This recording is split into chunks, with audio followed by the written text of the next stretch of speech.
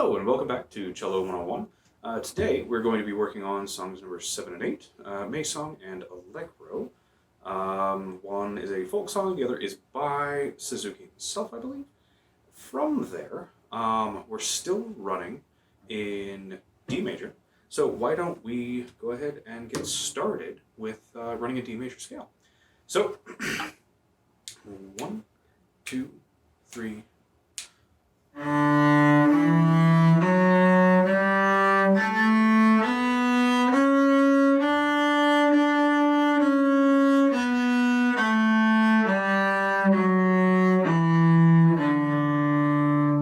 So again, 1, 3, 4, 0, 1, 3, 4. We haven't changed key signatures yet, which is the, if you look like in May Song, the bass clef marking is going to be your first marking, and then you've got two sharps on F and on C. That would denote D major. From there, I don't think we're going to be changing key until the next lesson. So we're still good with that. And let's take just a quick second to look over May Song. At the beginning, we start forte, which is going to be loud. In the fifth measure, we drop to mezzo forte, which is a little bit quieter, and then we have a decrescendo in measure 6, leading into a piano phrase. Then we resume forte at measure 9 until the end. Now, something else to keep in mind, this is designed to be played 2 times through. We have the repeat bar at the very end, so you go all the way to the beginning because there's no other markings, and then you play all the way through again. The second time, underneath the last 2 measures, there is a player's note. Second time, poco rit, which is poco ritardo, poco ritardo, yes, which is going to be a little bit of a slowdown. Because otherwise it's set up to go right back to the beginning. When you slow down, it brings the song to a conclusion. So, first time through, go ahead and listen to me, and then we will break it down by chunks, and then we can work through it. So, 1, 2, 3.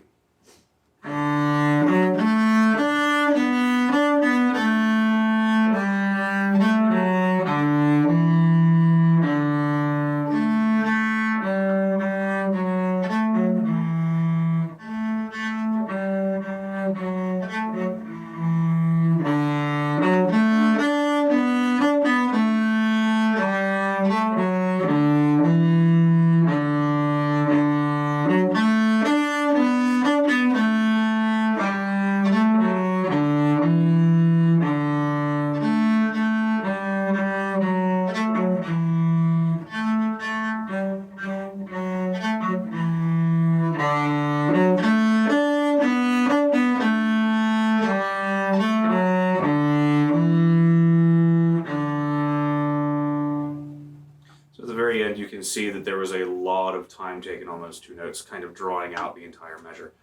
It does help bring the song to a conclusion and kind of wrap everything up and give it a good solid end. Okay, so looking at the beginning of May Song in the first 4 measures, we have something a little new here. That is going to be a dotted rhythm. That means that the note has half again as much value. So the first quarter note in there is a dotted quarter note, meaning that it gets 1 and 2.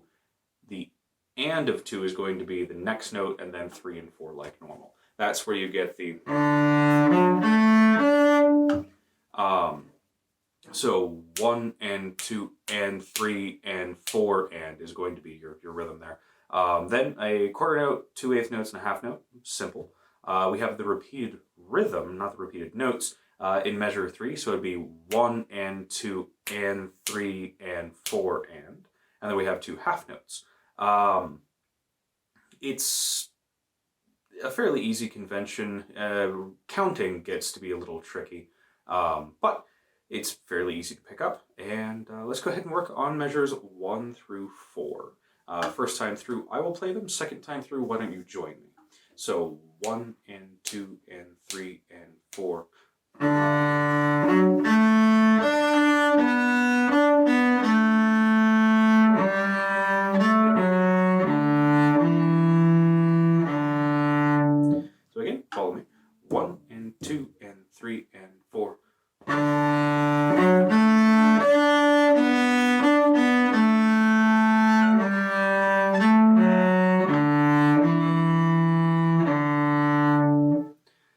Then we have our second section, which is going to be a little bit quieter, and then there's a decrescendo to a piano, so we're going to be very quiet. Again, go ahead and listen to me first, and then I will play measures 5 through 8, and then join me on the second time around. 1 and 2 and 3 and...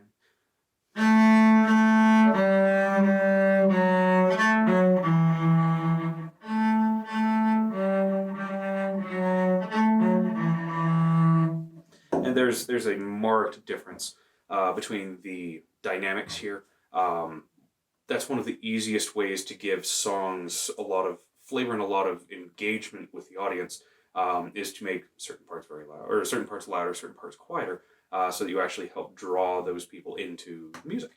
So, again, measures 5 through 8. This time, go ahead and join me. 1 and 2 and 3 and 4. Decrescendo.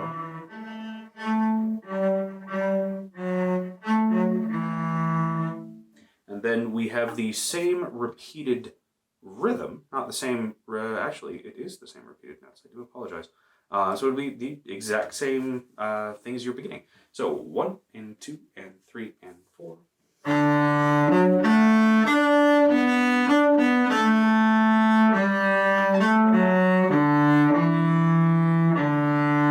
Go ahead and join me this time. 1 and 2 and 3 and 4.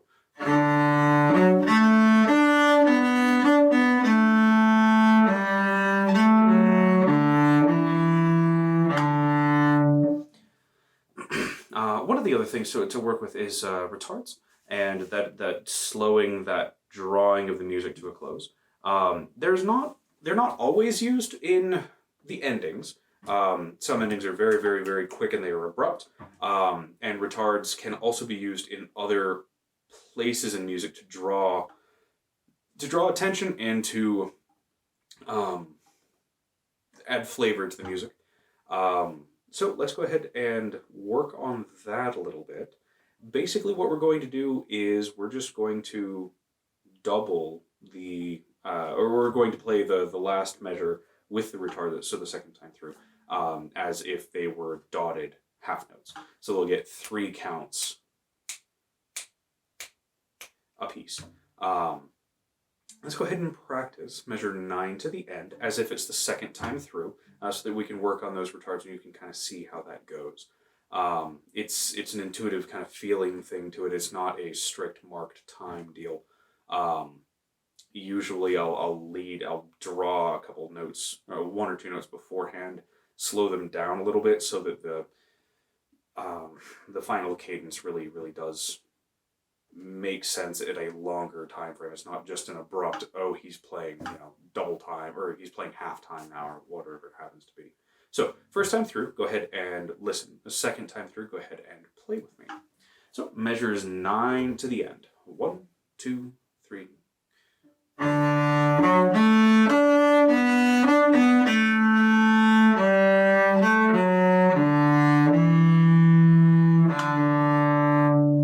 Okay, one more time. This time, please join me. 1, 2, 3.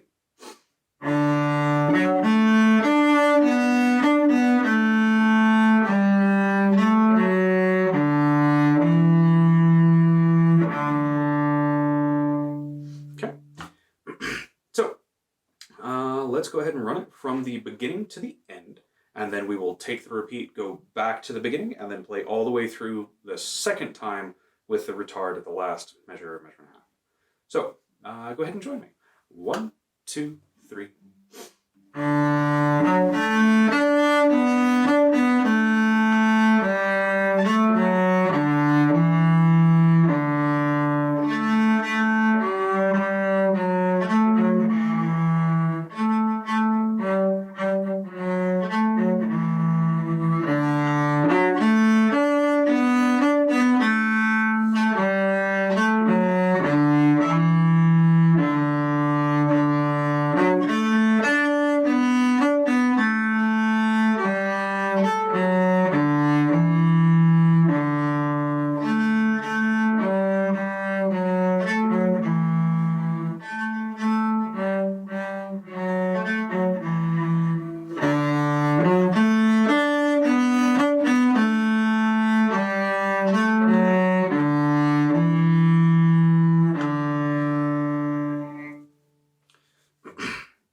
other things to keep an eye out for here is to make sure that you're hitting your dynamics, but also you're paying attention to the decrescendos, or the decrescendo in measure 6, leading into that piano, and then coming back in nice and strong at the beginning of measure 9. This is a good piece to work on dynamic flow, and also work on bow pressure to get the difference between piano, which is just pulling the bow nice and slow so the bow is doing all the work, and then like a good solid fortissimo where you're putting a fair bit of down pressure on, and then drawing the bow a fair bit faster. That's the main difference. You're going to have to play with a little bit to figure out your own feel on your own instrument. Pianos are usually very light pressure, if any at all, and then the harder or the louder that the music needs to be, the more pressure you're going to put on, and then you have to start increasing bow speed to get even more volume out of it. There's only so hard that you can press before it sounds really bad. So that's something to also kind of watch out for. Okay, moving right along to number 8. Allegro is a nice, fast, jaunty piece. Taking a look at it before we start, there's a couple things that we haven't seen yet. There are mezzo staccatos, which are a combination of a tenuto mark and then the staccato mark. The tenuto is the flat bar. If you look in measure 1, all 4 notes have a flat bar across the top of them and then a dot above them. One of the things to keep in mind is the dot above means something different than the dot after the note. Whereas in measure 1 of May Song, song number 7, May Song, the dot is immediately after the note. That denotes that the quarter note there gets an extra half beat, or half its value. The dots directly above the note mean that it gets, staccato is a very, very short, sharp kind of sound to it. So instead of the staccato would be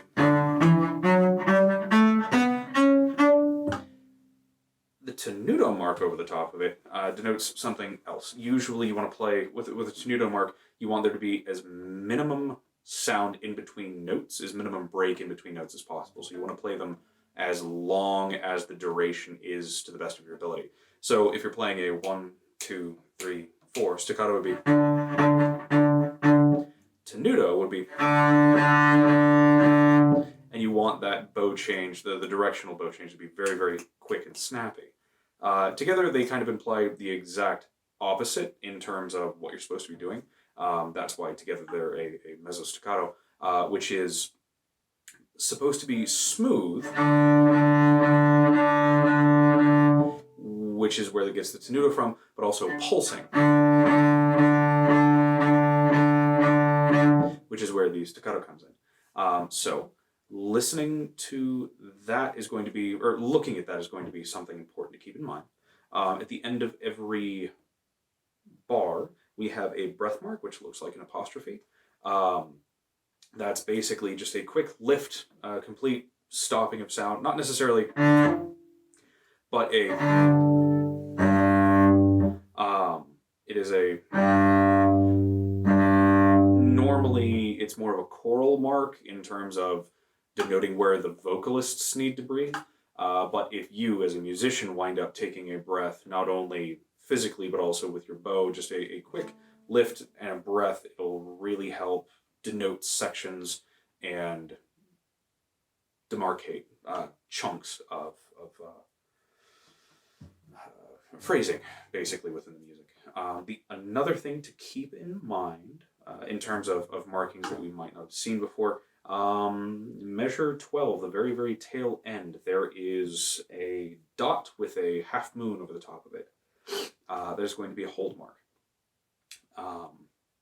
And that basically means that if you're in an ensemble situation, that means that you look to your conductor to denote how long that note is held before you go into the next beat or measure or what have you.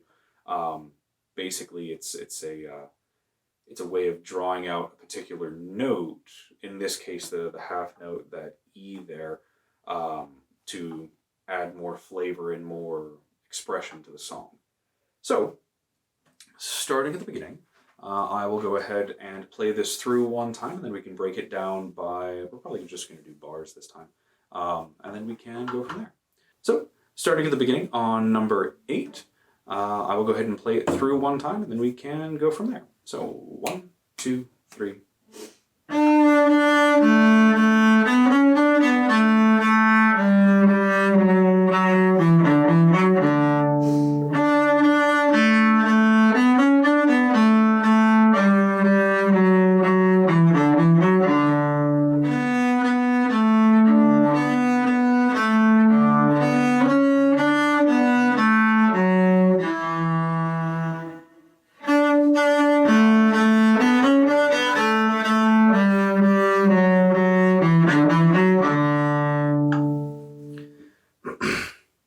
So again, we do have that slight retard there leading into that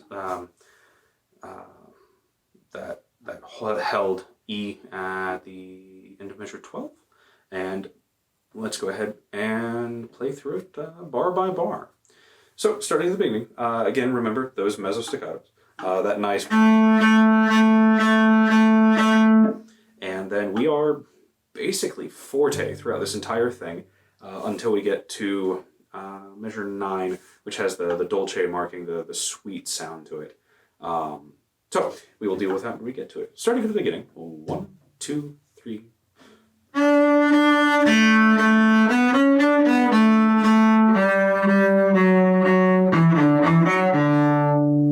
Go ahead and join me this time. 1, 2, 3.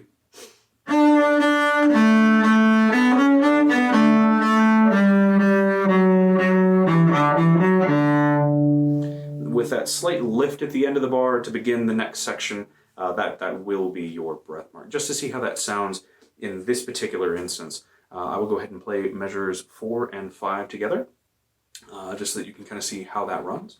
1, 2, 3. It's a very, very simple slight lift and then reposition in the beginning again.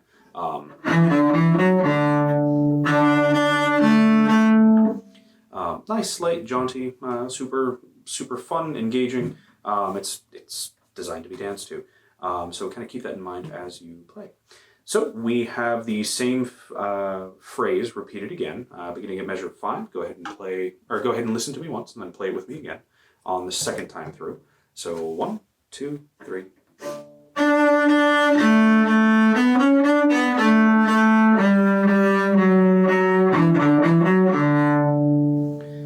This time, play it with me. 1, 2, 3.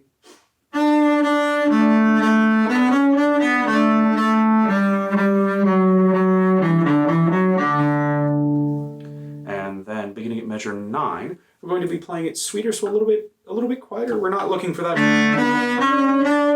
super brassy, bouncing feeling to it. We're looking for a little bit sweeter, a little bit more focused sound, a little bit quieter. So starting at measure 9, also keeping in mind the retard leading into the last measure, and then all the way through the measure, and then that last held note. Go ahead and listen to me once, and then we will play it together on the second time through. 1, 2, 3.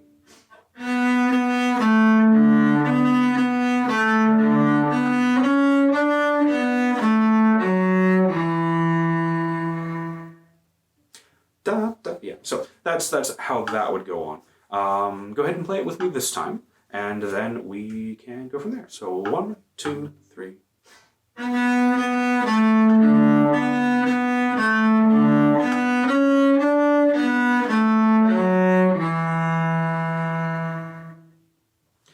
And then this time, let's actually play measure 12 with that retard into it, and then that last held note, and then we will begin at measure 13 to the end, and then there needs to be a distinct shift in the style and the sound there. Actually, let's do let's do measure 11 just to get into that and then have that break there. So measure 11, I will play it through, and then the second time, why don't you join me? 1, 2, 3.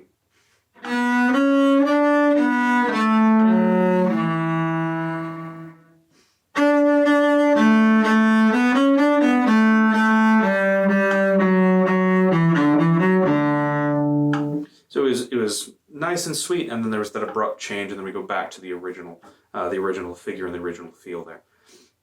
So starting at measure 11, go ahead and join me this time. 1, 2, 3.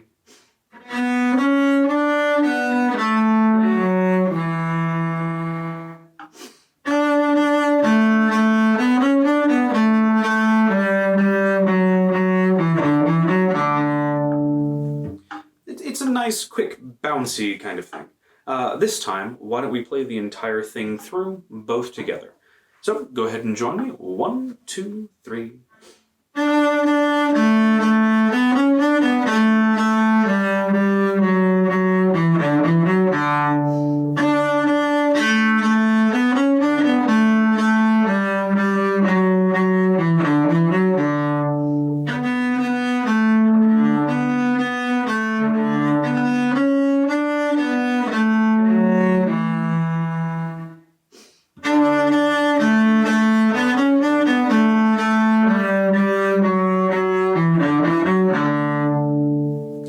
Nice, jaunty, bouncing. It's a very fun, moving, flowing, and engaging song. So yeah, with that, I do think that this should be a good point to kind of stop and reflect over what we've learned up to this point. One thing that I am personally have a problem with is always wanting to move on and learn new things and then never really going back and working on previous work, previous music, whatever it happens to be, and then really solidifying my basis in what I'm working on. I always want to move forward. I always want to learn new things. In that, especially in college with learning so much new music, really, really did come back to bite me. So what you might want to do this week as you're going through and practicing and working on things is to go through and figure out, just look through things that you've already worked on and take a look and figure out which markings denote certain things. The breath marks at the end of measure 4 in Allegro, your crescendos or decrescendos in song 7 is a good one. Where is a good crescendo? I actually don't think that we've hit a crescendo yet. I do apologize on that one. But working through the bowings and what those signs mean, what your different notes are, what your different dynamics are, what all the different little signs and symbols mean that help you take it from just a purely mechanical way to write down the noises on here to make the song come out of the instrument, and then be able to transform it honestly and truly into music. Because just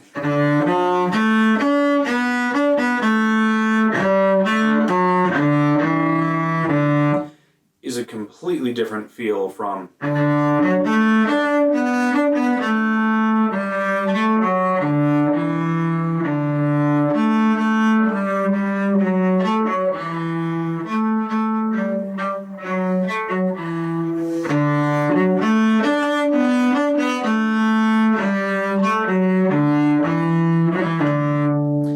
there's so much room for interpretation, and there's so much room for creativity and expression through music that cannot be written down with markings and bowings and pens and fingerings and special notations and all that kind of stuff. There's a lot that you have to be able to read into music, and with more experience and with more playing, with more exposure to literature, this sheet music being literature that I'm speaking of, you can really grow as a musician, but you have to be able to go back and then solidify the foundations that you build as you go, so that not only so that you retain, but you retain the information, you retain the practice that you've worked on, but so that you can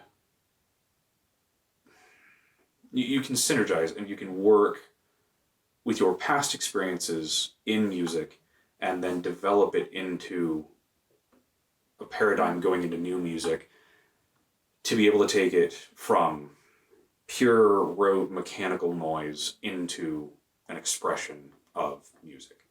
That was also something that I didn't get for a very long time. And yeah, it's something that you have to take time every once in a while to kind of reflect back and work through previous exercises and etudes and scales and all that kind of stuff, to really work on the fine control that is gained through practice and playing, to be able to put it into